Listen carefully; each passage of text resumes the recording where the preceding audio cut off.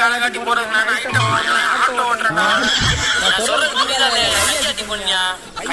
போக முடியாது. ஒரு ஆளு ஆட்டம் மனுஷன் பார்த்தா இதே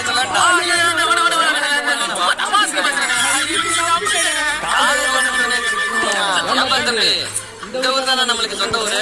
ஆமாண்ணே, இந்த ஊர் தானே. தெரியுமா உனக்கு? அப்படியா? நானும் உங்க அப்பா ரொம்ப க்ளோஸ் ஃப்ரெண்டுப்பா. அப்படியா?